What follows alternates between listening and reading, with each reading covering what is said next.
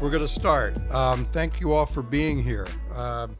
This is the first program of the fall that I'm doing. This is my 17th year of hosting guests. Time flies when you're having fun. Thank you.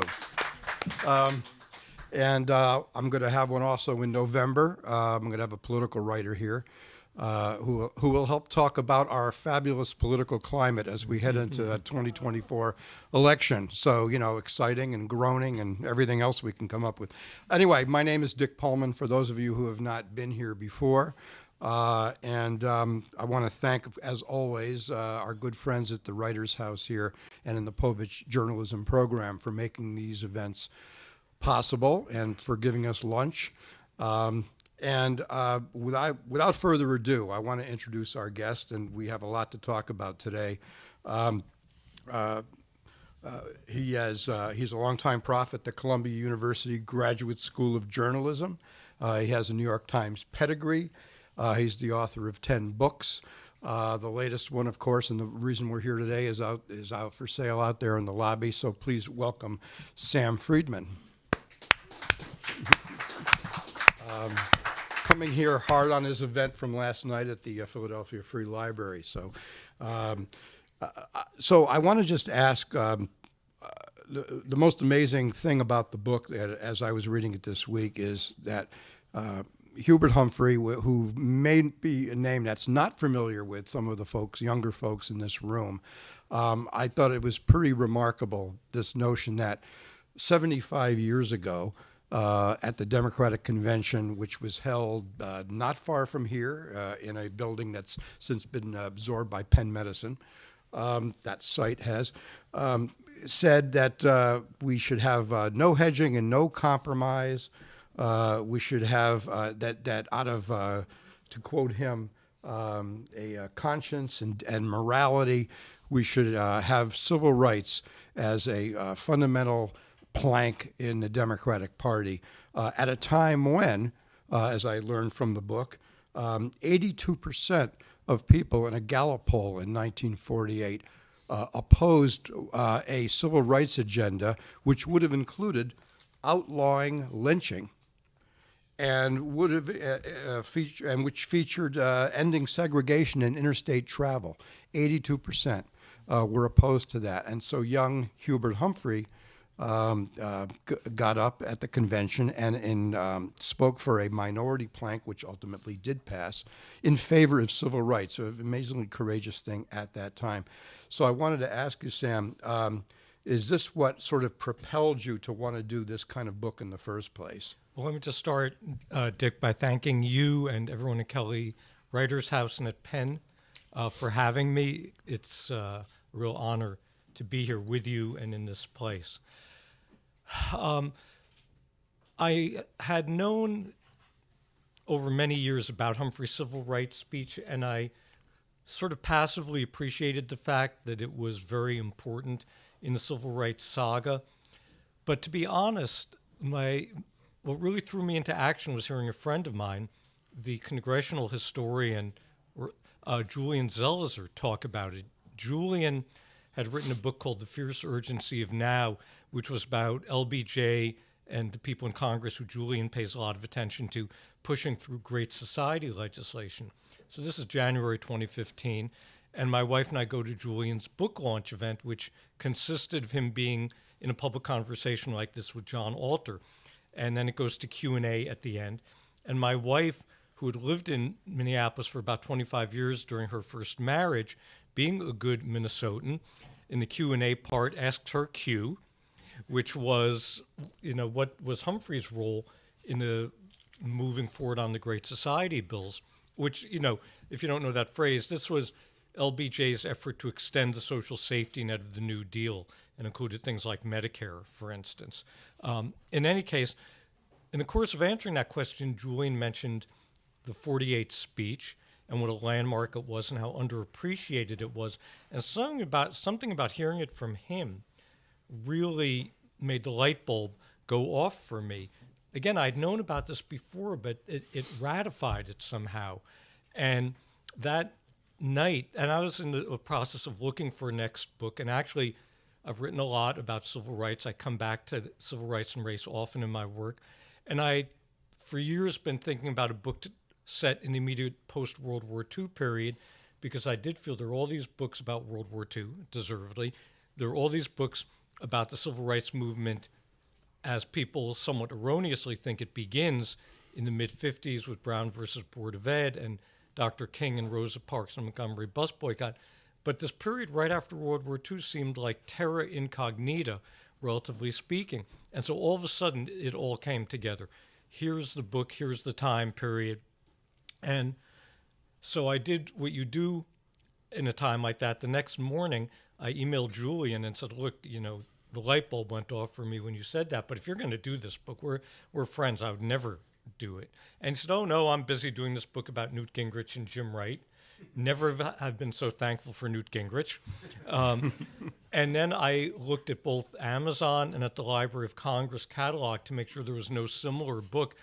And in looking at both of those places, it actually confirmed what I had felt, which is that there's a big gap.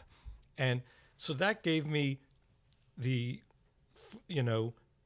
incentive to move ahead, because I felt I had two gaps to fill. One was the gap in Humphrey, because if people knew him at all, it was the disparaged, reviled, ridiculed Humphrey of supporting the Vietnam War and getting the presidential nomination amid the police riot against anti-war protesters and journalists at the 68 convention in Chicago, and running as the establishment candidate against George McGovern for the Democratic nomination in 72. And I felt like no one knew, or they paid, scandalously scant attention to this valorous work he'd done on civil rights earlier. And I also felt that the civil rights movement of the 40s also got overlooked compared to the 50s and 60s. And you had not only Humphrey, but of course, A. Philip Randolph of the Brotherhood of Sleeping Car Porters, and Walter White of the NAACP, and Eleanor Roosevelt. You had these important figures pushing during the war and very much motivated by the war on civil rights in the 40s. And I felt like there is no civil rights movement in the 50s without the civil rights movement of the 40s. So I was wondering, by the way, you said something about this event you went to that had Q&A at the end. We will have Q. So at some point I will stop talking. When you pitched this book, and I honestly, you can tell me how this process works, did you ever get any kind of pushback from people, I don't know, in the publishing houses saying, well, nobody knows who Hubert Humphrey is anymore, and why would you want to devote, potentially as it was, multiple years to this project? Well, to some extent, what happens in publishing, especially these days, unfortunately, is much more reductive than that. There are two concepts and phrases that are important. One is book scan, and the other is comp titles. And book scan is like a Nielsen ratings sort of thing. It's a service that you can subscribe to that captures about 80% of sales of books.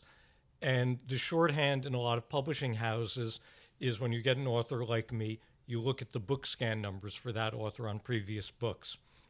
And so because my book scan numbers were found wanting, that was the excuse from some publishers. And then others will do comp titles, which stands for comparison title.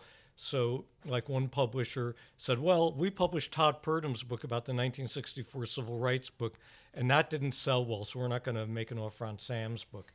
But in a way, thinking about Humphrey's public image, the thing that was perhaps most revealing was the publisher from a publishing house that I actually respect a lot, Beacon, which does a lot of books about social justice and should have been a good home, or it seemed like it, for this book.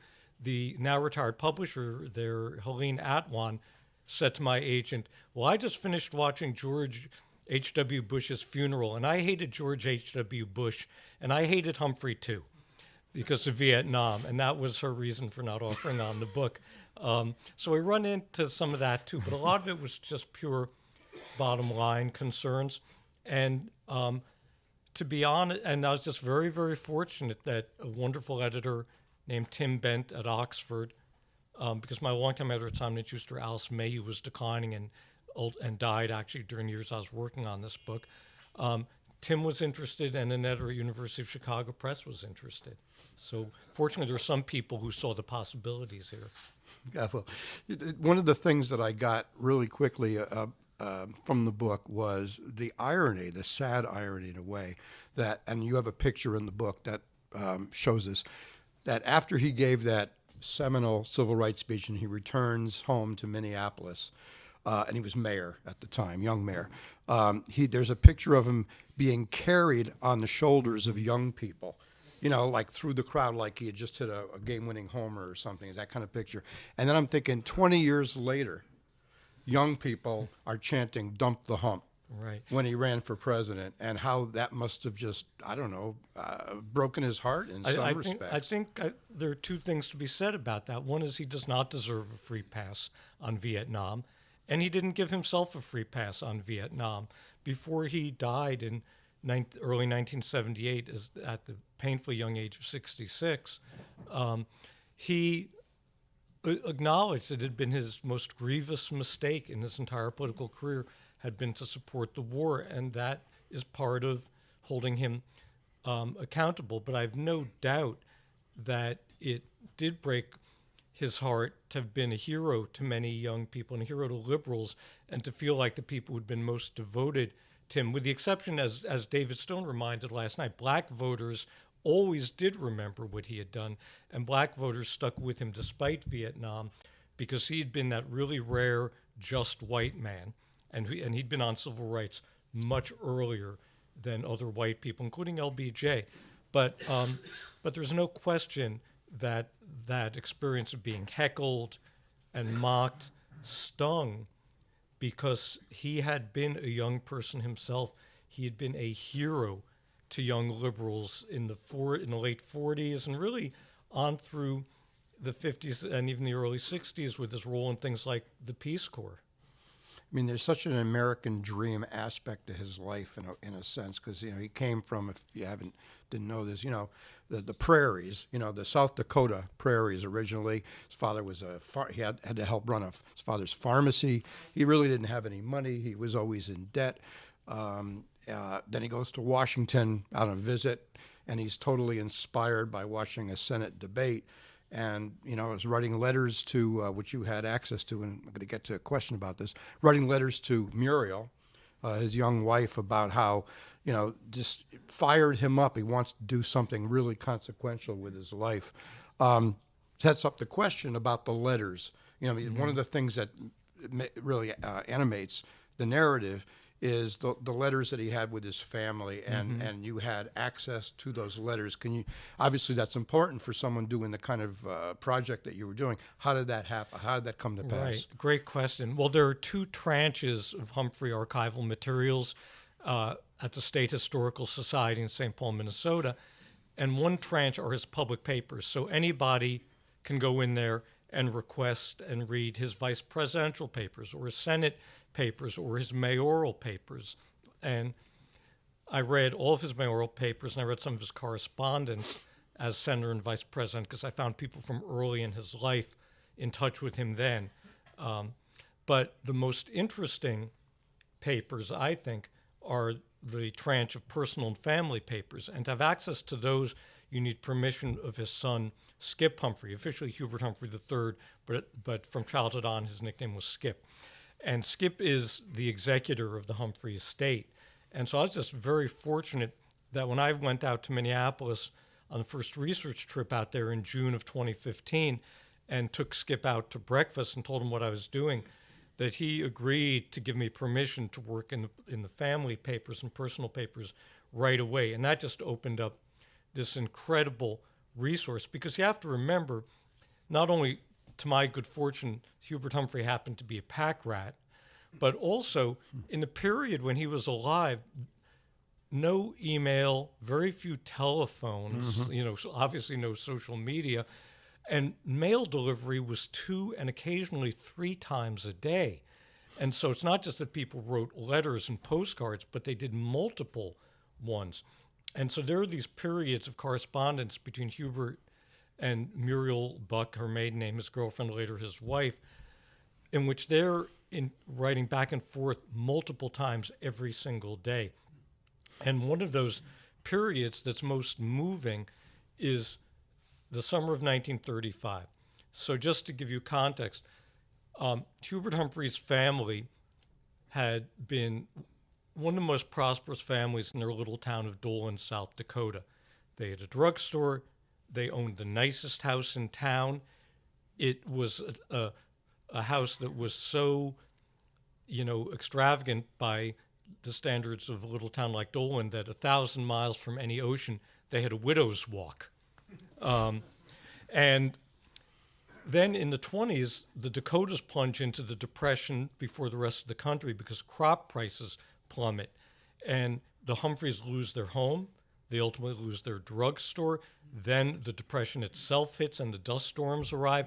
And Hubert Humphrey, midway through his sophomore year of college at the University of Minnesota, has to drop out and come home because the family's trying to get reestablished in a different South Dakota town, Huron. And under South Dakota law, they need a licensed pharmacist. And so Hubert Humphrey hurriedly takes his pharmacy course to get a license. And it looks like that's where the rainbow ends for him, is he's going to be the small town pharmacist in Huron. His father, H.H., has these political ambitions, and really he's a very domineering father, idealistic in some ways, but kind of a family bully in others. And Hubert is supposed to basically subordinate himself to his father's ambitions. And that's what he's doing. He's working in local politics. He's working in the drugstore. He's courting Muriel. He's a Boy Scout troop leader.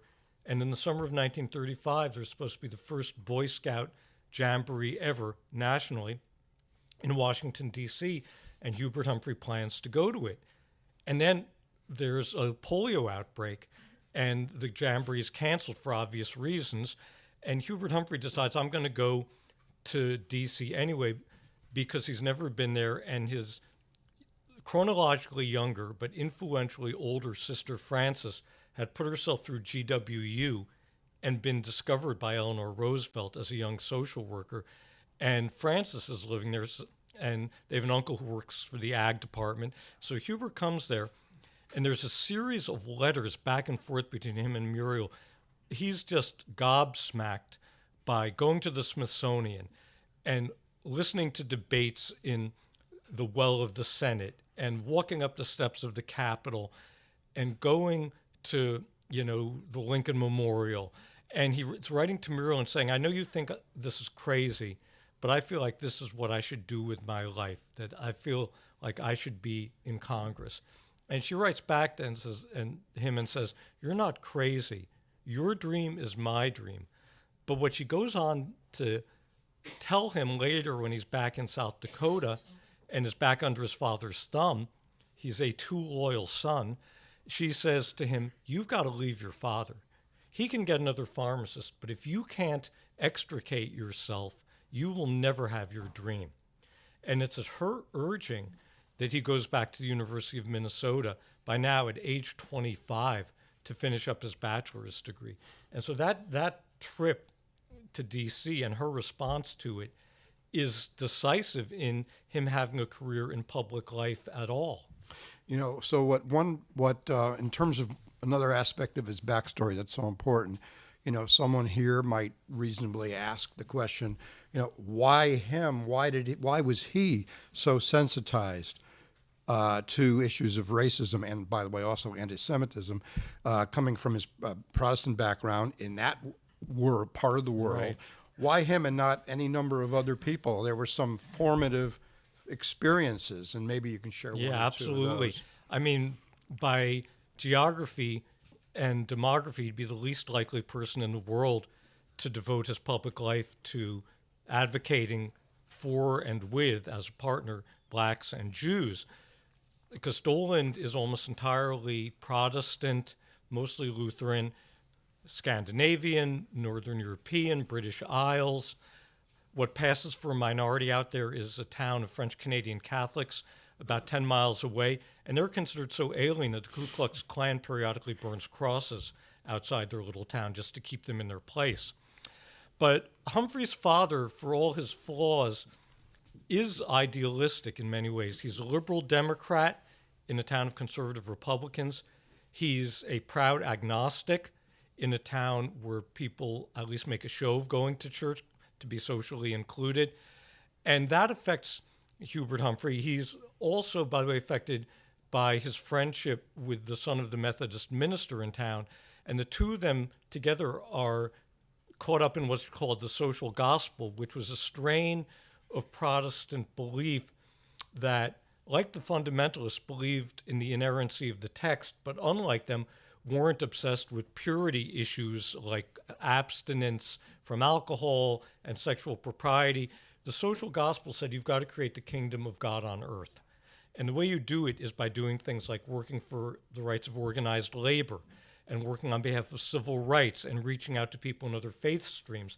And that, from Humphrey's teenage years on, is enormously influential on him. One of the underappreciated parts of him throughout his life is the role religion played in his ethos. But anyway, then there's this amazing moment when he's 11 years old that the first gravel road is being laid down outside of Doland, which is a big deal because for the first time, the farmers are no longer going to be totally at the mercy of the railroad companies that ship their livestock and their grain to the Twin Cities and get to say, here's the price, you've nothing to say about it. Without our railroad, your products don't go to market.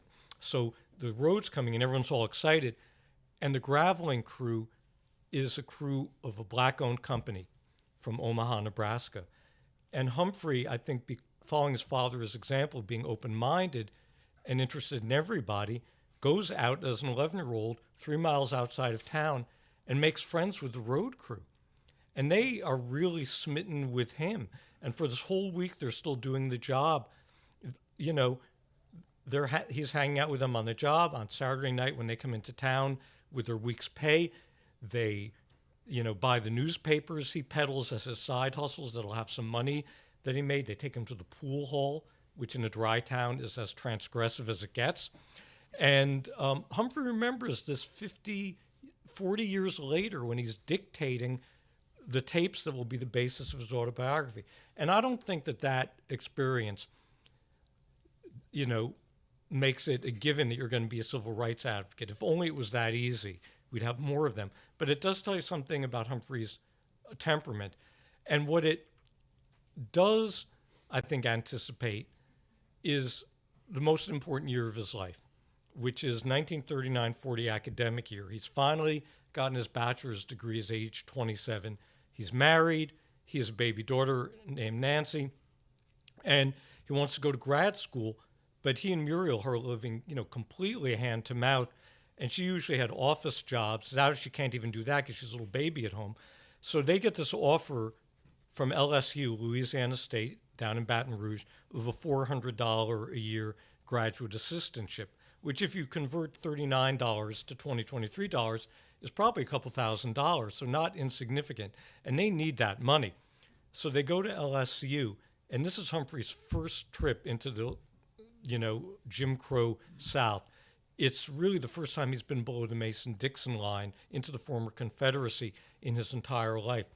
And he is just morally offended by racial segregation that he sees all around. He lives in downtown Baton Rouge, a mile and a half from LSU, and in between is the main black neighborhood in town. So he's passing back and forth every day.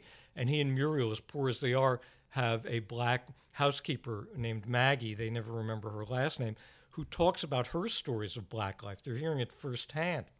And it's also a year when Humphrey makes Jewish friends for the first time, particularly a teammate on the debate team named Alvin Rubin, who later be appointed by LBJ to the federal bench and will issue a bunch of really important desegregation rulings covering Louisiana. But at this point, Rubin, among other things, tells Humphrey about his 5 uncles who were trapped in Nazi-controlled Europe, all of whom will perish in the Holocaust. And this is a time when America is really isolationist. And so the fact that Humphrey is sensitized also to the plight of Jews is important. And finally, tying it all together, Humphrey has this amazing professor that year named Rudolph Eberly, has him for a seminar that runs the entire academic year.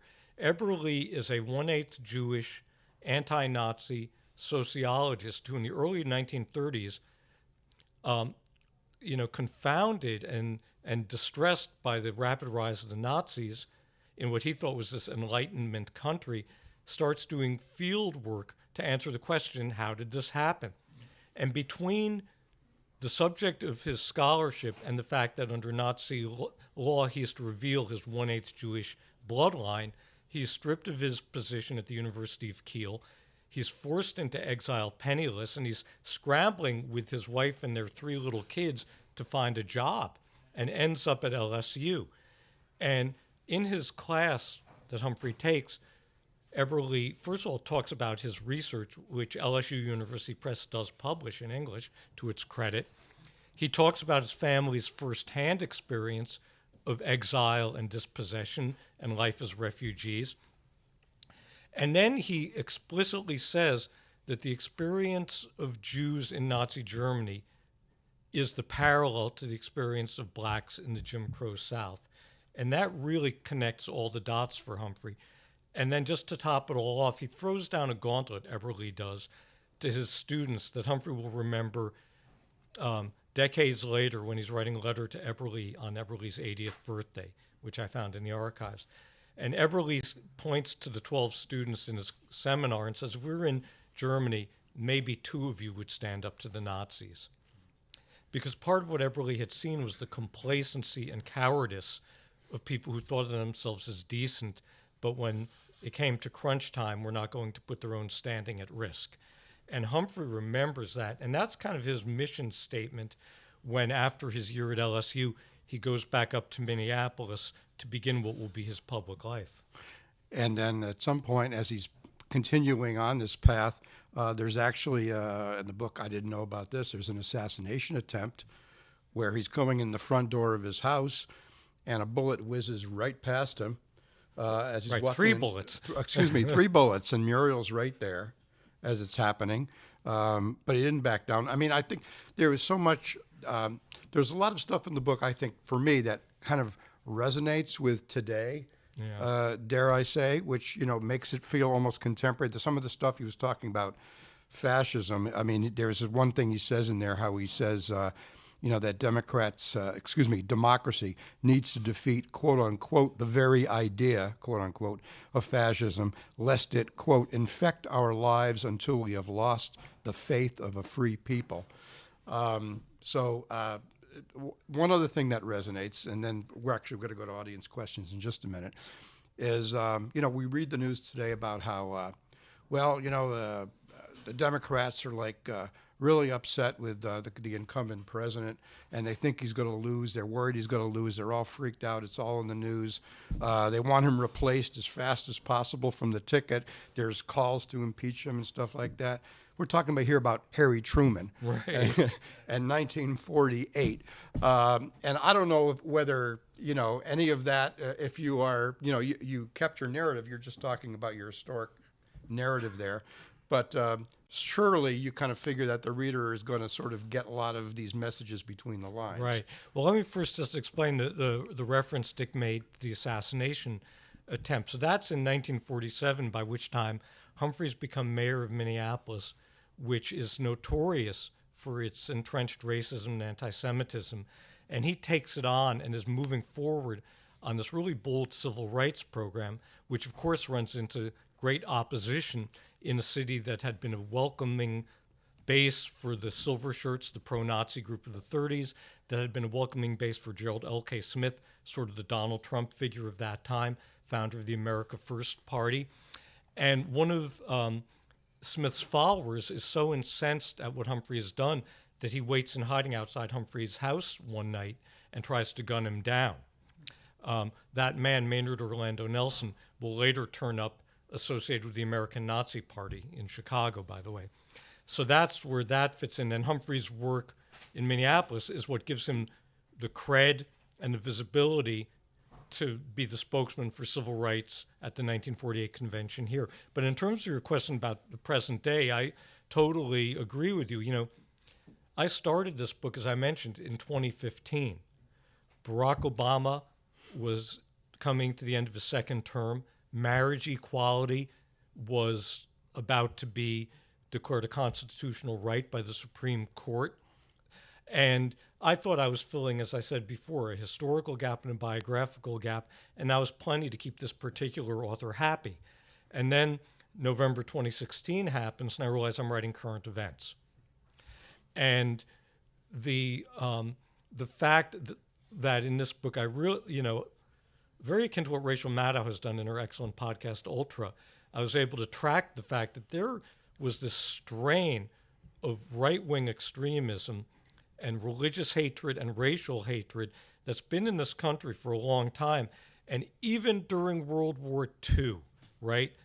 Even when it's, the greatest generation, it was there.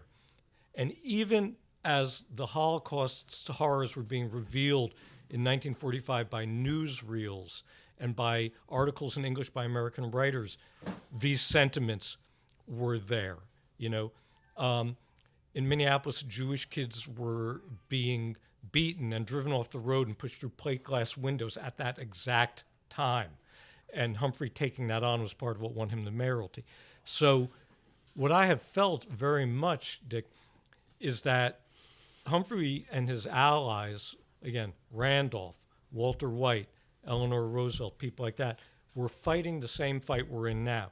It was a fight of inclusive, multiracial, interfaith democracy against autocracy with the same names we use now: white supremacy, Christian nationalism, America Firstism. Those were the terms in use also in the 40s.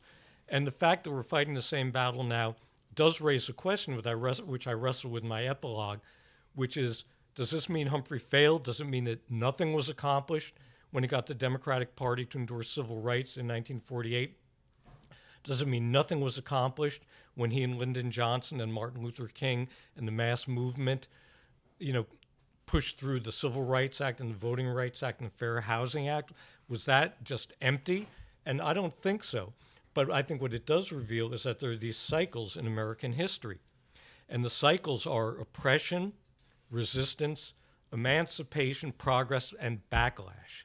And there was backlash after Reconstruction, and there was backlash against mass immigration of Catholics and Jews from Eastern and Southern Europe, when immigration was throttled, and Chinese and Asian immigrants in the 1920s. And there was backlash called massive resistance against the civil rights movement of the 50s and 60s.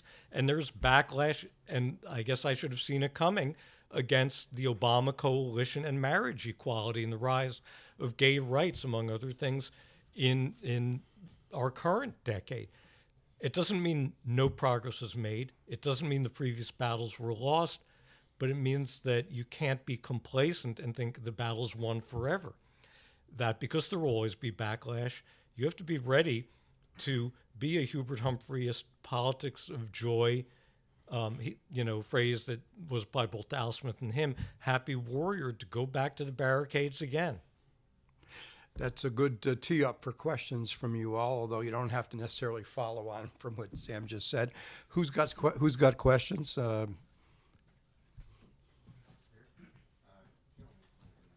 Yeah, and we have a microphone.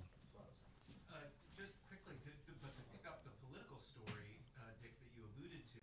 So now bring us to Philadelphia, Sam, in 1948, and talk about a divided Democratic Party and just how unlikely it is that Humphrey succeeded as he did, and what he said that has resonated so much, including in the title of the book. Yes, thank you for the prompt, and I'm sorry I didn't get to that part of your question. I'm glad to have it.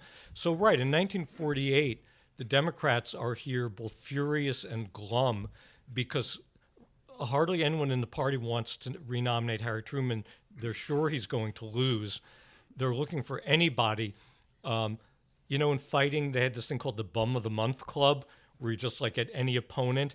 And I don't mean that these people were bums, but there was sort of a Bum of the Month Club attitude of anybody but Truman. Could it be Eisenhower? Could it be William O. Douglas? What about Claude Pepper?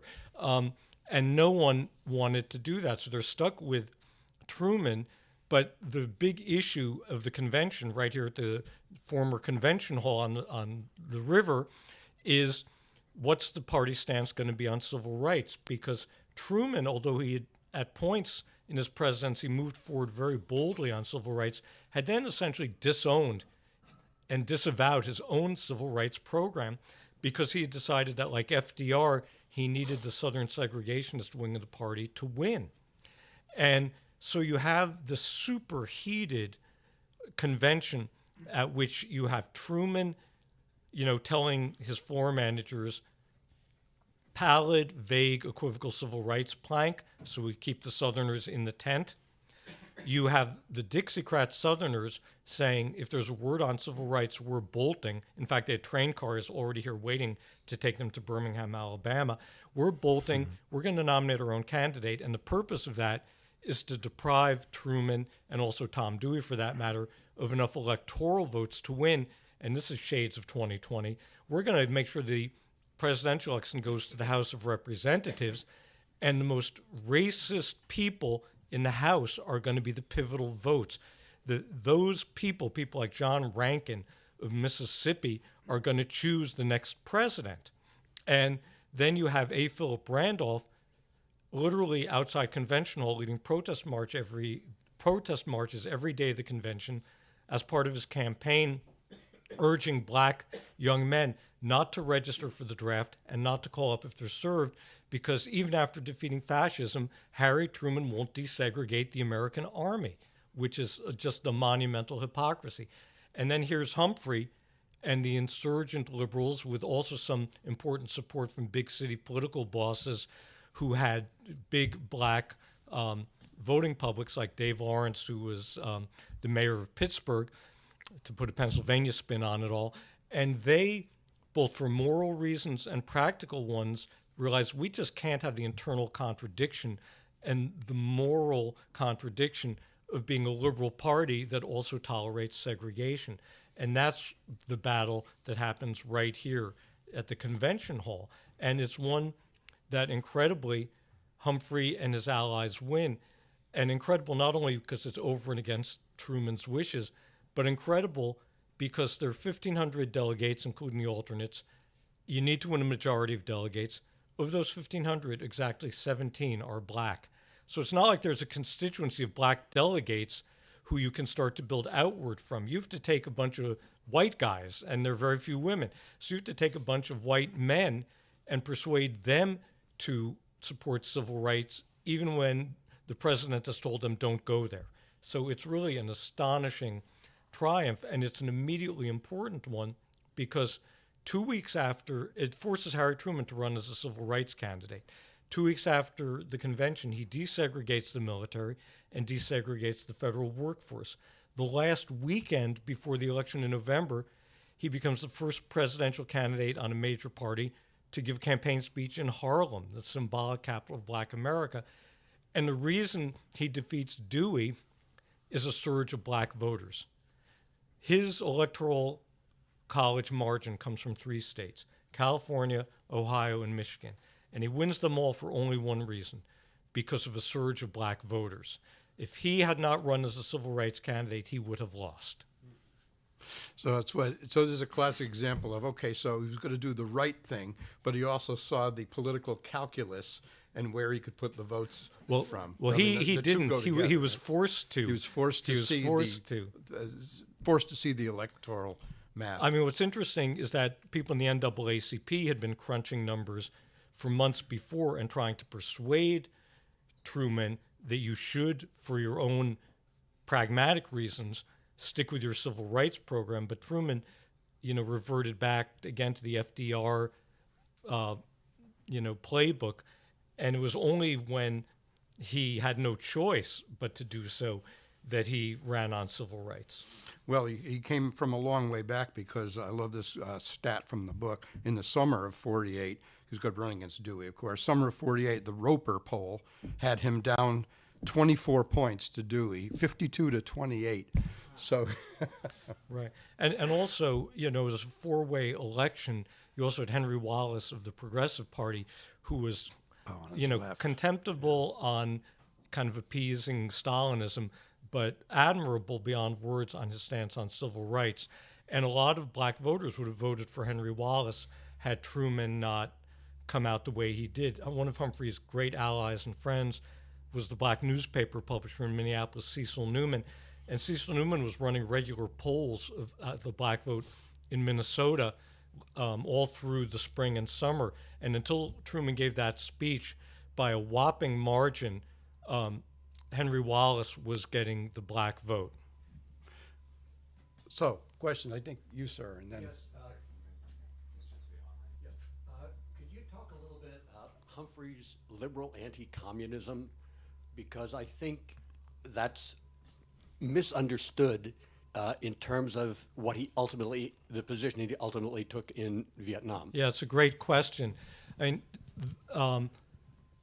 for a lot of American liberals, but in an especially intense way in the state of Minnesota for some quirky idiosyncratic reasons there was this intense factional fighting that happened as World War II came to an end, as the alliance between the U.S. and the Soviet Union ended, and the Cold War burst out.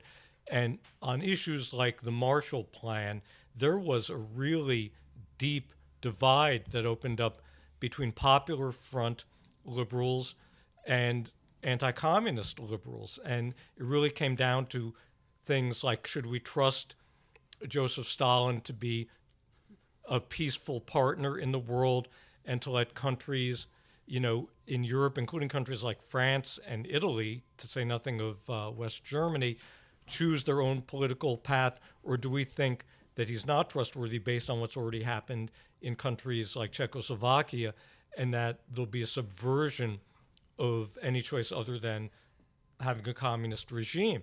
And people led by figures like Henry Wallace believed that Stalin could be trusted, his goodwill could be trusted, and viewed the Marshall Plan as a provocation. And people like Humphrey and the anti-communist liberals, who formed this really important group that punched way above its weight in terms of its membership versus its influence, which was the Americans for Democratic Action.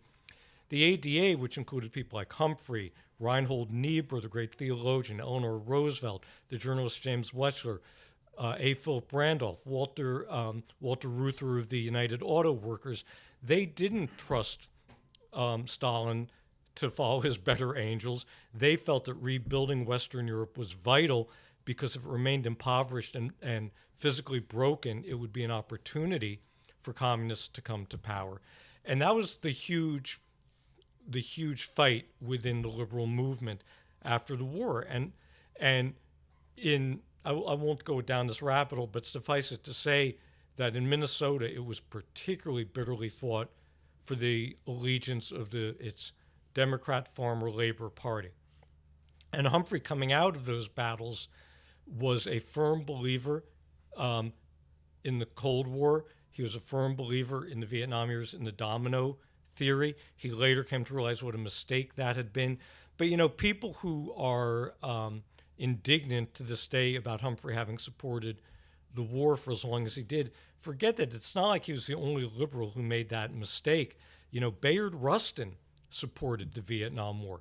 A. Philip Randolph supported the Vietnam War. I'm fairly sure that that Walter Reuther, at least initially, supported the Vietnam War. There are a lot of people who were liberals on the whole, menu of domestic issues who made that same mistake. And I think that that's really important to, contextualizing Humphrey. And thanks for the question. First, congratulations on the book. 8 years is a long haul. Thank you. I want to take you to Minnesota more broadly. What did you learn about Minnesota politics? You just used the words quirky and idiosyncratic. I mean, wrestler, governor, Al Franken.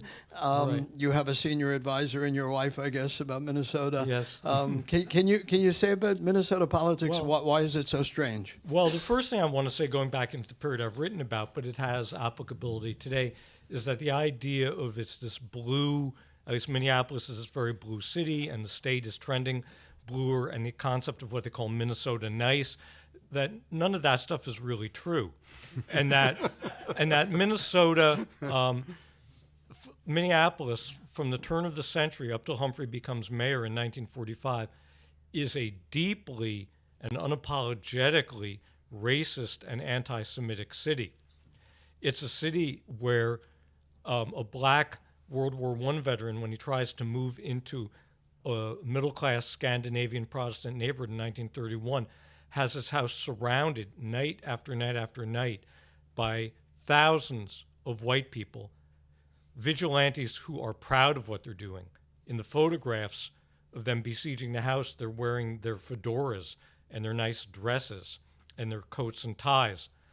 And it was a city where Jews couldn't even belong to AAA. Where the anti and whereas I said before, the silver shirts had a welcome in Minneapolis.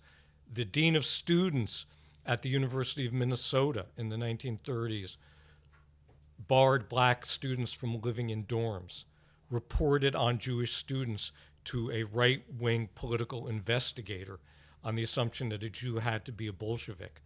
So that was Minneapolis. And even the farmer labor liberals were complicit because their view was that everything's economic issues, and they didn't care about prejudice against blacks and Jews.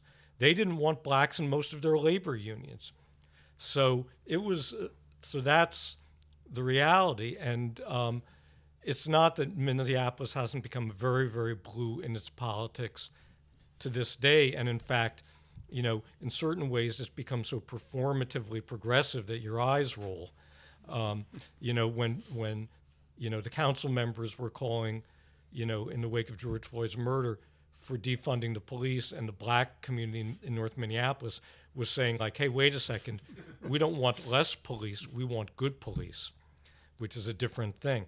So what was quirky in the 40s was this history of a farmer labor party, which again tried to have this alliance of farmers who were radicalized by the power of the grain companies and the railroads, and labor unions in the cities, and to make them this left-wing political party. And then you had the Democratic Party, which was not very powerful in Minneapolis, but was very powerful in St. Paul because it was Catholic plurality city and was more of a big city kind of, you know, machine that gets loyalty but gives out material assistance that's important for its constituents, and then the very conservative Republican Party. So the Democrats and the Farmer Labor Party tried to merge in the 40s, and it was reflective. It was like this micro version of the battle between the anti-communist left and the communist left in the country as a whole. And what makes it quirky, and what left Humphrey, I think, overinterpreting from the Minnesota example, is that Minnesota was a state where there actually was a strong communist party. And that communist party, and I grew up in a very left-wing family, so it gives me no pleasure to say this. I mean, I grew up in an Alger Hiss was framed family. The Communist Party and its fellow travelers and its useful idiots did try to take over the Democratic Farmer Labor Party in Minneapolis. That's a fact. And I think out of that bitter fighting that occurred, among, not only is it, you know, kind of a uniquely Minnesota story, but it had this long tail for Humphrey in his own politics, because I think he incorrectly extended that example widely, and it's very much a quirky Minnesota thing, just like cheese curds at the state fair. Here's a question. Sam, it's really great to see you after, I think, 31 years. Yeah, this is my former student and wonderful writer and professor, Lise Funderburg. Thank you. And I am taken back into the days of being in your community reporting class, which taught me some enduring lessons that I enlist in my writing and hopefully in my teaching here at Penn. And one of them was to really come to appreciate and pursue the larger context in which a person grows up. And so Dick's questions about how did Hubert Humphrey grow out of the place he came from, you answered with all of that kind of deep understanding of that larger context. The downside of this lesson I learned from you is that I tend to over-report, and research is a siren song for Yes. me. Maybe to help with procrastination, but also it's all fascinating. So I wonder, as a kind of craft question, you could talk about the discernment you enlist to decide when to stop researching and how to know what's fascinating to you is not necessary to the project. Great question. Well, first of all, I feel like I need to know everything I want to know before I can possibly sculpt it back down into a more appealing narrative shape. So I would never cut a corner on research because you don't know what you might overlook in trying to do that. And then you're right that once you have it, there are all these great writing aphorisms about it. You know, Faulkner said, "Slaughter your beauties." A longtime colleague of mine at Columbia, Carol Agus, had a great phrase which I gave to Dick's class yesterday, and she said a writer has to be three people. First, you're the researcher, and then the writer locks the researcher out of the room because the writer says, "I don't care how hard you dug to get that factoid, it's extraneous to the story." But then the editor locks the writer out of the room and says, like, "Enough with your, florid, self-indulgent prose. Would you just tell the story?" So I've tried to keep that in mind. But a lot of context was important in this book because at the very outset, I made 3 vows to myself. One was this will not be a cradle-to-grave biography because even though there are exceptions that prove the rule, like Robert Caro and Ron Chernow, most of these cradle-to-grave biographies by my lights are too bloated. They're all-inclusive to a fault. So I didn't want to do that. The second is no great man, or for that matter, woman, in history book, because I didn't want to make it just that because Humphrey did what he did, that's how all of this progress was made, because that's not historical reality. And very much in line with that, no white savior book. That this couldn't be a book about how wonderful Hubert Humphrey did this for the black people and the Jews. So, I had to contextualize to see who was around Humphrey, who were his allies, who influenced him, who were his adversaries, and to make sure that even though his efforts are extraordinary and, well worth reading about and really honoring him for, they existed within a context of many other people who were fighting similar battles. So all of that is part of it, and I tried to keep that in mind. But, I have to say that I've had that problem, luckily not with this book, but I've had, on my first book, I cut 50,000 words out of it. It was way too long. I'm sorry? Yeah, Small Victories. My third book, I cut 30,000 words from.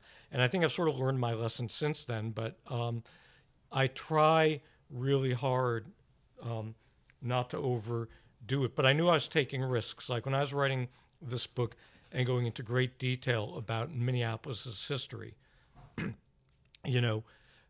an entire chapter about black life in Minneapolis in which Humphrey doesn't appear, an entire chapter about Jewish life in Minneapolis in which Humphrey doesn't appear, I was taking a risk that I could make that stuff readable enough and in the fullness of the book important enough that it wouldn't be like, what is this doing in this book? So hopefully you'll all buy it and read it and make your own judgment. And I'll give you a refund if you think the chapters don't belong. Email me and I'll send you your $20 you have back. to place Humphrey in the context of his of his time, which is I think was probably your purpose. Yeah, we have one last question here, folks. Just wanted to kind of correct a bit of an oversight on Dick's part. Failed to mention you're being raised in Highland Park, New Jersey, Highland Park High School, go Owls. So question for you. Both this book and the book you wrote on historically black college football really deal with sort of civil rights in different strains. And I just wanted to give a sense of kind of where that passion or interest kind of was from and where it was fueled from and kind of, am I right to think it runs through both books? Right. Yes, Highland Park, New Jersey, and I should give a Philadelphia factoid. You may like this factoid or you may dislike it, but it's a factoid. David L. Cohn of Philadelphia fame or infamy, depending on how you feel about him, he and I were classmates in high school. We lived one block apart, and he grew up as a Republican. I remember him coming to junior high school at the time of the '68 convention with a "Nixon's the one" bumper sticker on his binder. Of course, these days Nixon would be a liberal Democrat. But so, anyway, I don't know. I grew up in a very civil rightsy family. My father was very much a man of the left. He'd grown up in an anarchist community in rural New Jersey that, among other things, was racially integrated at a time when that was rare. And civil rights, that was just in our house from as far back as I could recall. And in our house, my brother and sister and I were encouraged to be part of political discussions at the dinner table. And so this was just stuff I picked up by osmosis. And, there are certain things, even growing up in what was a bedroom community for Rutgers at that time, that I was nonetheless aware of.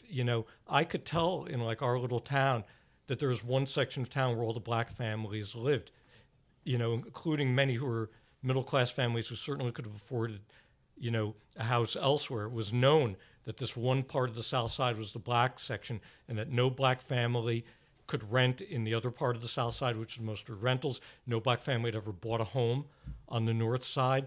So I was aware of that.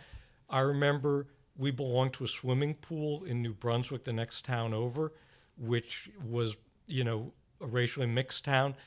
And I'm sure my parents didn't realize that the pool was segregated or they never would have taken a membership. But I remember us driving there one day to go swimming and seeing a protest march of black people, and that was the end of us belonging to that pool. So I think some of this was just around me. And it's also, as a writer, this is one of the, American epic stories. And if you're going to write about the United States, writing about race is unavoidable, I think. So. Well, I'm going to finish this off here and send us away with one last question, and you partly answered this, I think, before. Where Humphrey is buried,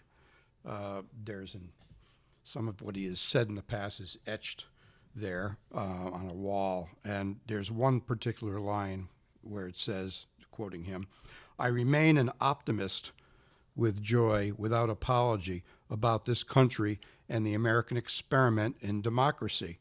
A question that's a little bit hard to answer because he's been gone for so Right. long. Given what we are experiencing and going through today and enduring today, do you think Humphrey would still be an optimist? And if so, what kind of advice he would be giving us? Well, Humphrey wasn't, to quote, I think is Rogers and Hammerstein, a cockeyed optimist. He was an optimist, but he was also a realist. He knew how hard these battles were. I mean, my God, he almost was shot dead for what he believed in. He had no illusions that you're going to, have good ideas and everyone's going to say, yeah, that's such a good idea. I'm going to stop, wearing my Ku Klux Klan robe. But I think that he needed, his energy was from that optimism and from that belief in possibility. And I see it today in people like Amy Klobuchar, who, of course, is geographically from Minnesota. I see it in Cory Booker and Hakeem Jeffries, and people who have that belief that politics has nobility to it and have that love of doing retail politics, which you can't do honestly unless you really care about humanity and enjoy engaging with people. And I think Humphrey would be modeling that and enacting it. But I also think he knew that that goes with being hard-headed politically at the same time. And I think part of his advice would be you have to have both the mass movement. He said as much after 48. You need the mass movement on the outside, and you need political acumen on the inside. One without the other isn't enough. You need both.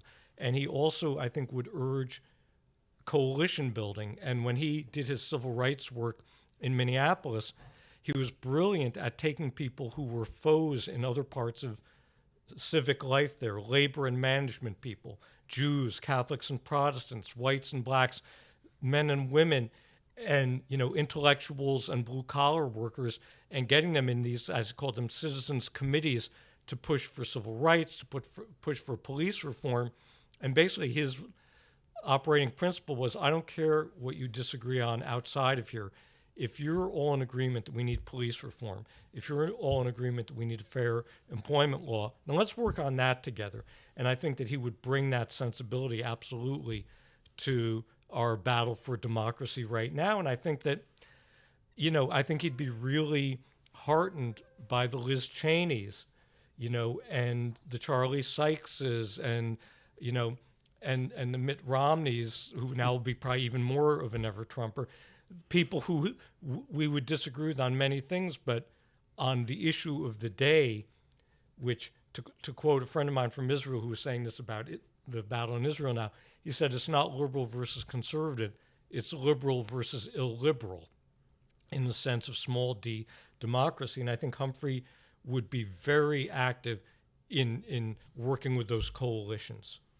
Well, he's many years gone, but let's try to keep him alive in today's battles. Thank you all for being here. Thank you, Sam. Thank you for having me, Dick, and thank you all for coming out.